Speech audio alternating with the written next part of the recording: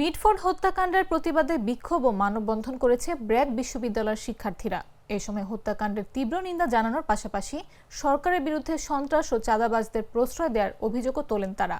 শনিবার এই প্রতিবাদ কর্মসূচি থেকে শিক্ষার্থীরা ৩ দফা দাবিতে স্পষ্ট অবস্থান নেন।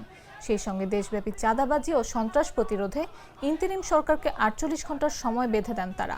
এই সময়ের মধ্যে ঢাকাসহ দেশের প্রতিটি জেলা, থানা ও শহরে দৃশ্যমান পদক্ষেপ না নিলে দীর্ঘমেয়াদী কঠোর আন্দোলনের হুঁশিয়ারিও দেন শিক্ষার্থীরা।